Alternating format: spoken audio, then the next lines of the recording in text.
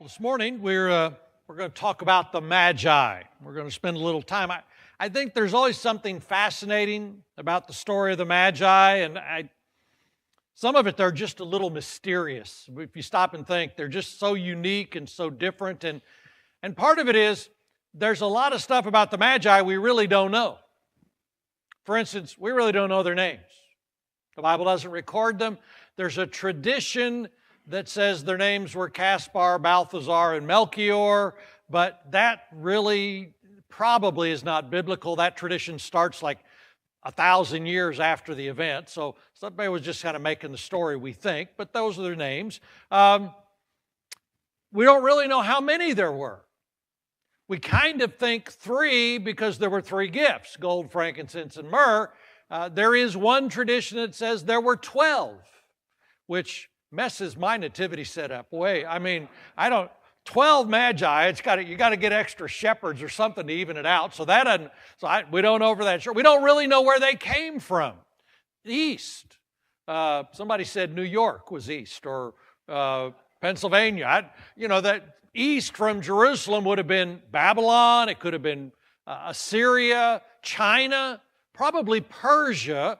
The word magi is a word that literally was a group of a priestly sect, frankly pagan. The Magi were almost certainly Gentiles. They were not even Jews. Worshipped Zoroaster. They were pagan priests, possibly, but we don't know for sure. We don't really even know when they came. Probably they were not there the night that Jesus was born. Now, if they were, it's because God made the star come like months and months early so they could get ready to leave, and certainly God could have done all of that and got them there on the night of the birth, but more likely they came later on. And by the way, there are church traditions that celebrate the coming of the Magi later. Epiphany. Epiphany, January 6th, is when lots of church groups celebrate the coming of the kings. And in fact, Sharon Lee was telling me, and I mentioned, if you grew up in Teotopolis, the coming of the kings is a big deal. And there are guys who dress up like the kings and go visit people's homes, and they kind of celebrate the coming of the kings, and they do that on January 6th. It's a different time altogether. They're just stuff we don't really know about them. And it's almost as if God didn't want us to know those details. Because the importance of the kings is not in who they were or where they came from. The importance of the kings is what they did. And so today, I want us to kind of think about the kings, and in particular, what they did. And so that means in Matthew chapter 2, let's just read that story. Now, after Jesus was born in Bethlehem of Judea in the days of Herod the king, behold, wise men came from the east to Jerusalem, saying, "Where is he who has been born King of the Jews? For we saw his star when it rose and have come to worship him." When Herod the king heard this, he was troubled, all Jerusalem with him. And assembling all the chief priests and scribes of the people, he inquired of them where the Christ was to be born. They told him, this is from the book of Micah, "In Bethlehem of Judea, for so it is written by the prophet, and you, O Bethlehem, in the land of Judah, are by no means least among the rulers of Judah, for from you shall come a ruler who will shepherd my people Israel." Then Herod summoned the wise men secretly, ascertained from them what time the star had appeared. And he sent them to Bethlehem, saying, "Go and search diligently for the child, and when you have found him, bring me word that I too may come and worship him." And after listening to the king, they went on their way. Behold, the star that they had seen when it rose went before them until it came to the rest over the place where the child was. When they saw the star, they rejoiced exceedingly with great joy. And going into the house, they saw the child with Mary his mother. They fell down and worshiped him. Let's just make this little moment. They came, and their first words were, "Where is he that's the King of the Jews? Because we've come to worship him." So when they find him, they fall down and worship him. Then opening their treasures, they offered him gifts, gold, frankincense, and myrrh.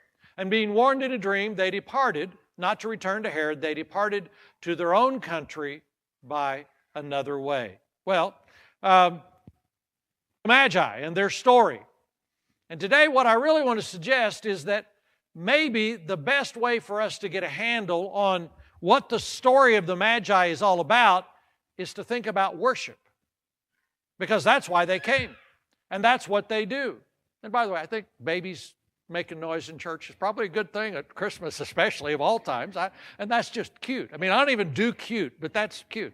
I mean, cute is not one of my better things. I don't know much about it. But the bottom line is that they came to worship. And so in what they do, and I think in this passage, there is stuff that you and I need to make sure that we learn and see about the way you and I ought to worship.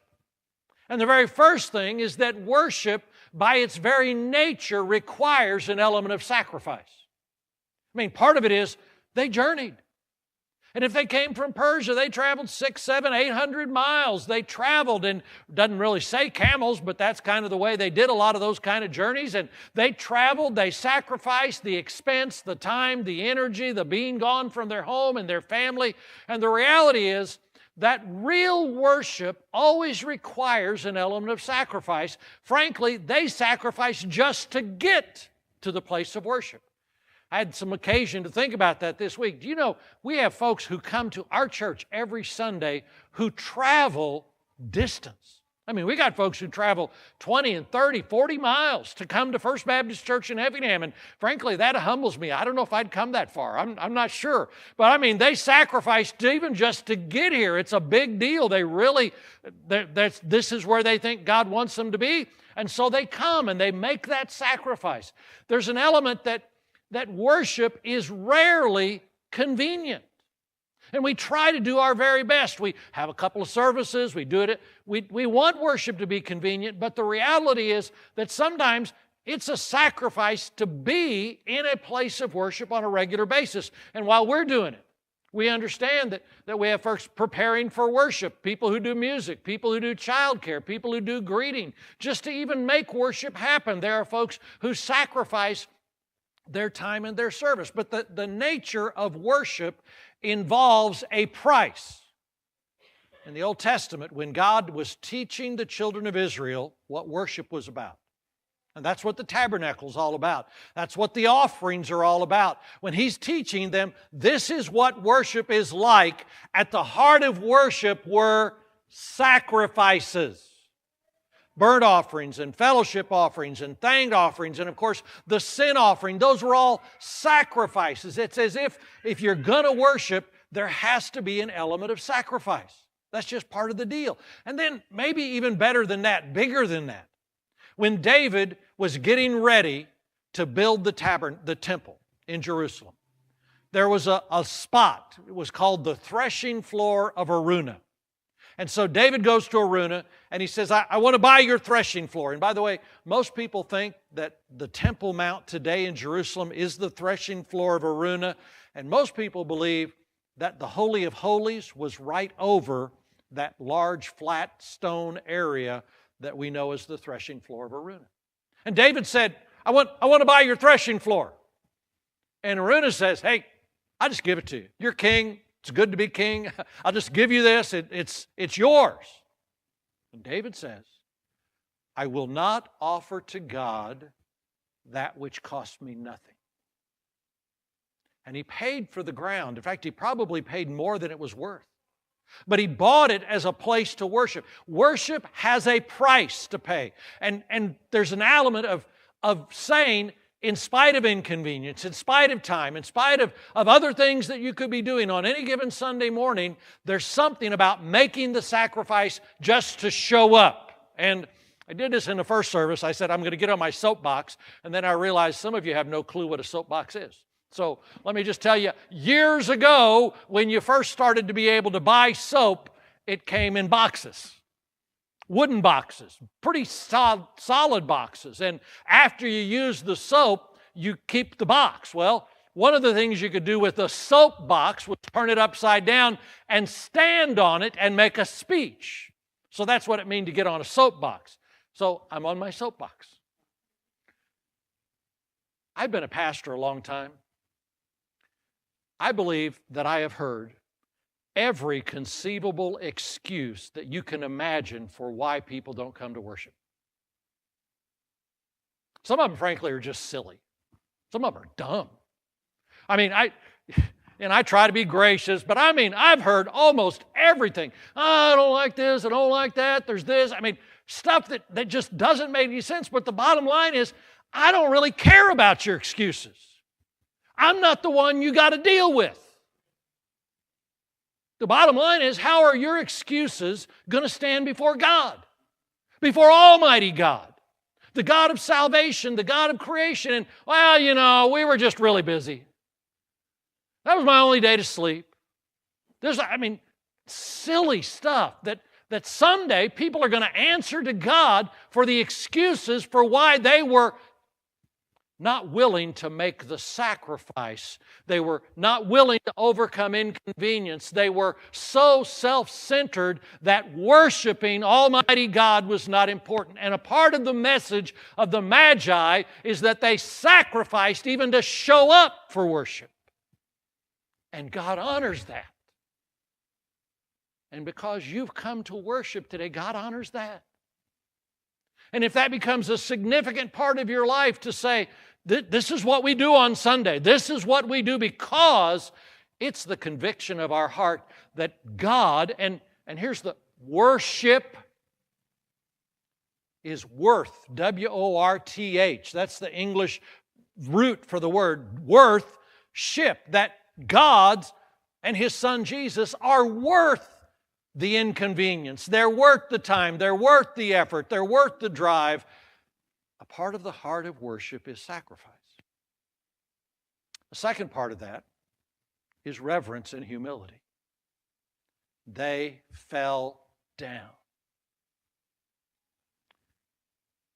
There are a lot of physical expressions of what worship can be. The idea of bowing your head, kneeling.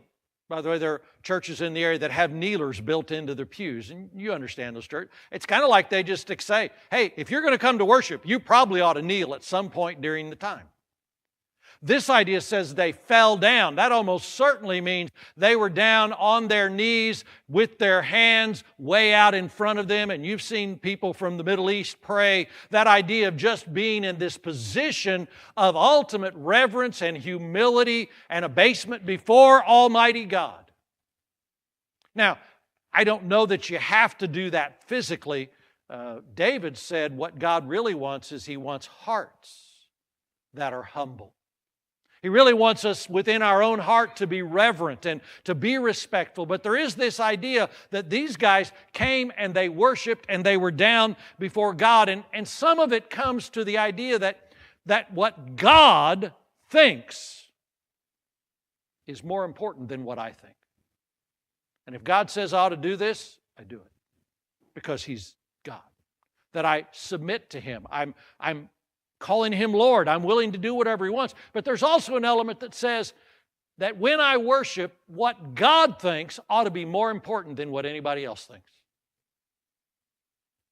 And we play that in a lot of ways. If God prompts you maybe to raise your hand during worship, don't worry about what anybody thinks. Or maybe at the invitation time to come to the altar and pray.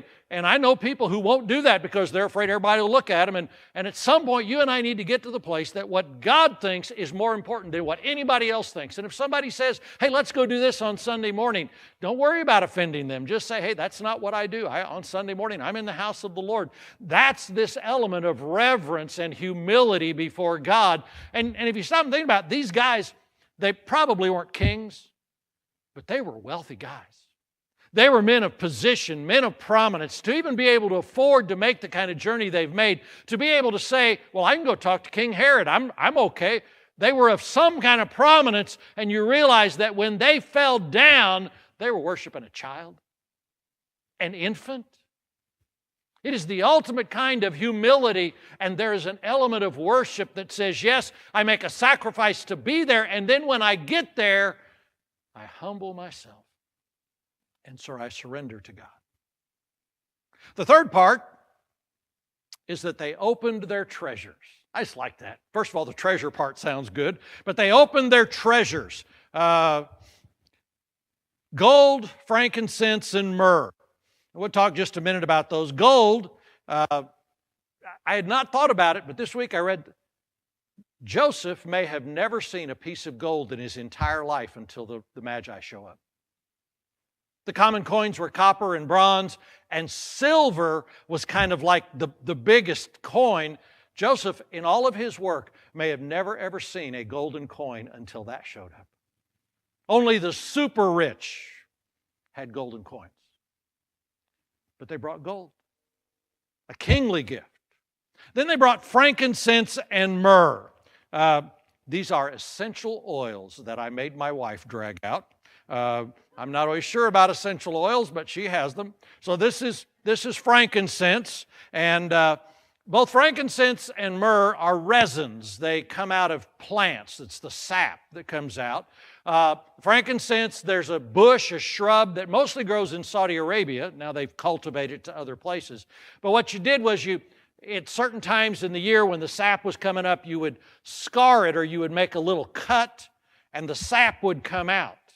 And then the sap would dry.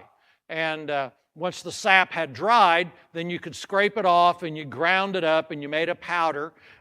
Myrrh was the same thing. It was from a plant called rock rose that grew mostly in rocky areas, and so there was some of it that grew in the Middle East and other places. But then you'd take that and you'd grind it up, and then you could burn it in incense, and the smell would be very, very significant. Or you could mix it in ointments or oils and use it as a perfume. So this is the frankincense. That's not too bad.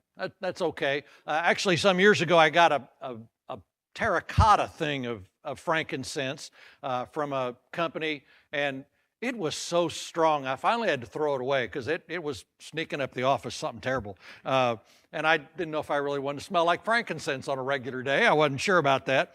I'll leave that, or you can smell it later if you want, but that's frankincense. Now, the one thing we know about frankincense biblically is that it was a required part in the incense that was burned in the tabernacle, and then later the temple.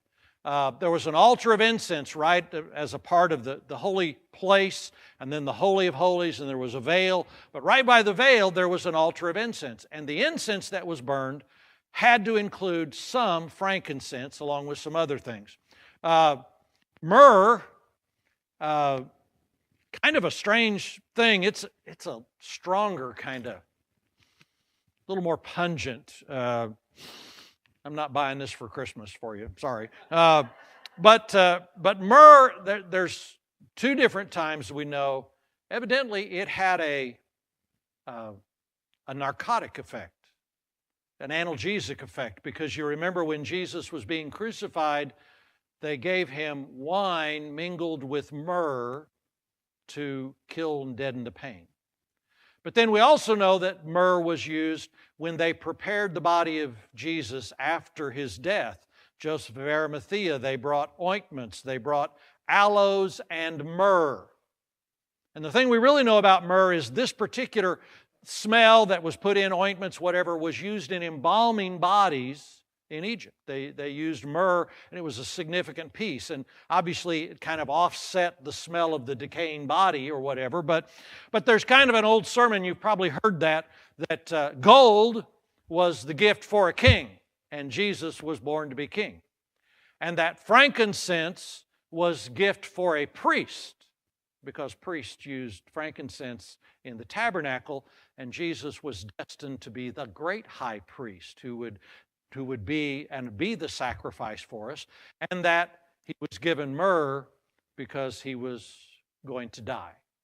And myrrh was used in preparation for death. Well, with those things, and I'll leave these up here, this is an alabaster jar. We don't know for sure, but when it was made in ointments or whatever, to keep the smell, they were generally put in jars like this that would be airtight. And they didn't have the ability to make metal things very much airtight. Alabaster is like marble. It's a rock, and it's quarried, and you can carve it. and smooth it out. And so this is hollow on the inside. You remember the alabaster jar that the woman who anointed Jesus, that was spikenard. That's another kind of one of these perfumes. And very likely it would have come in something like this, and they would have put it in there, and then they put wax across the top, and that's how they would seal it. Well, they brought these gifts, but the bottom line is the gifts were very expensive. I mean, to be able to find the myrrh and the frankincense and to process it and then to travel and get it to places, it was very, very expensive. They opened their treasures. Now, apart from that, I like this idea of they opened their treasures, because it almost suggests to us that worship involves sacrifice and it involves humility and reverence, but it probably does involve opening your treasures. It involves giving generously of the treasure that God has given to you. Now, part of it is, and I think this passage gives us one of the reasons why you ought to give. You give in order to be a part of God's plan and work. God's plan was that Joseph, a carpenter, and Mary, who may have never seen a coin of gold in their entire life, are suddenly going to have to get ready and go to Egypt and live in a foreign country for several years. And had it not been for the great wealth that the Magi brought, how would they have done that? And the Magi didn't even know. They probably had no clue. They just knew God said, give this amount. They gave it, and it probably provided. It was God's plan. You realize when you come on Sunday and you give to your church, you are in part giving to support God's work. First of all, and we have a budget where we say what we're going to do. Money gives. First thing we do, we send money to missionaries. We send money to missions. We see about the gospel in other places, and we want to provide and support and finance God's work and kingdom in other places. We do it here. We provide for Sunday school and Awanas and youth programs and children's programs and senior adults and all of our programs. We support that and finance that. If you give and open your treasures, then you're a part of keeping the lights on. Glad the lights are on. If it gets cold one of these days in January, we're going to be glad we got the gas bill paid. We're going to have heat, and we're going to have a place to worship, and you are a part of financing that. And by the way, let me just go ahead and say, you also finance minister and people who serve the Lord. And by the way, that's a biblical thing. Those sacrifices you offered in the Old Testament, you know that the priests got to keep a portion of the sacrifice. Most of them, a little bit was burned, and the priest kept it, and those sacrifices were a way to provide a living for the priests. In fact, there's a biblical principle that the people of God ought to support the individuals who minister to them. And by the way, thank you very much. Appreciate that. If you didn't know, this church is very generous. You are gracious. You treat me well. You treat everybody else well. You are gracious. And frankly, you ought to do that. Not personally. Well, maybe personally. You ought to do that. I think it's a good thing. And I really think God blesses churches when they bless the people who minister to them. And you do that. And it's the way it ought to be. And by the way, through the personnel ministry team, all of the staff members have received something for Christmas, a very generous gift, and that's part of it. But this bottom line is that, yes, you give in part to be a part of God's plan, but there's more to it than that. There's also the element of opening your treasures, of learning to have the right attitude about possessions. The love of money is the root of all evil. You can't love God and mammon or money. You can't love them both. In other words, there's something about this danger of having treasures and holding on to them really tight. In fact, when you and I hold on to our treasures so tight, literally our treasures take control of us. This simple phrase, they opened their treasures. They opened them up and they were willing to give and they let go, and there's something freeing about that. In fact, when you and I learn to give generously, when we open up our treasures, that's where a lot of the joy really comes. In fact, I think their joy was that they found Jesus, because it says they rejoiced with exceeding great joy. But part of it is because they knew a whole part of the reason they came was to give. And people who don't learn to open their treasures and share generously rarely ever experience joy. The season of Ebenezer Scrooge, holding on to that so tightly, and And there's something about they open their treasures. There's one other thing, is that when it comes to worship, there's something really basic about saying, God, here's my treasures. I know where they came from. I know that everything I have came from you. I know that if I've got a job, it's because you let me have it, and you've given me the mind and the ability and the understanding and the energy to be able to do that and to have a job and to be able, and there's something about God, I know that it came from you, and I'm giving you a portion to tell you that I know it and to remind myself that I can trust you, and that the 90%, the portion that I keep, that you're going to take care of me with that. Opening your treasures. Karen and I open our treasure with an automatic debit card.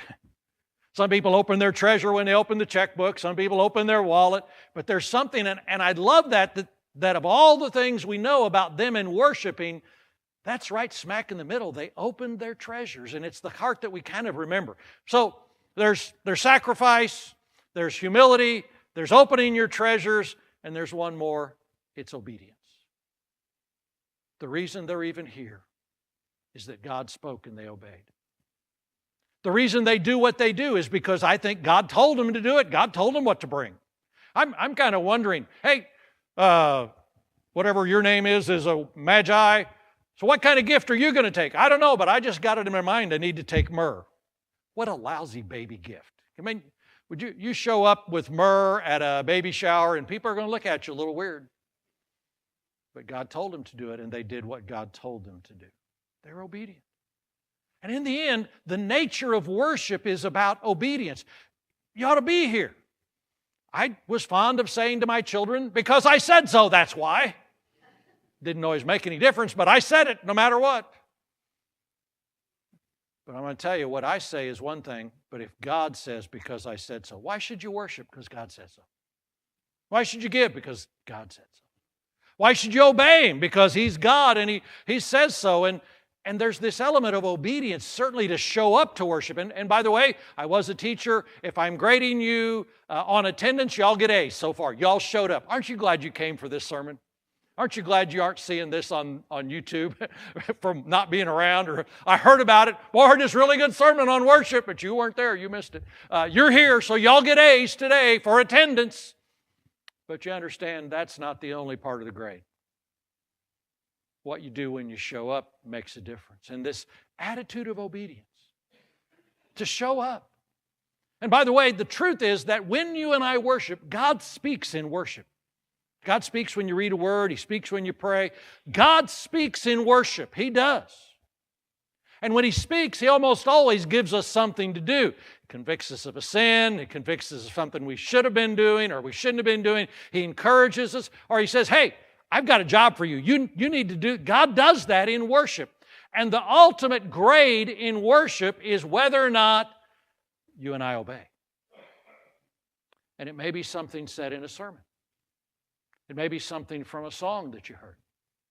It may be something that God just put in your mind or your heart, something that you heard in Sunday school, something was in a Bible study, but just God spoke to you, and the end is, are you willing to do it? Now, we have an invitation, and understand a lot of churches don't do that. They'll stand and sing and go home, and they have no expectation of response.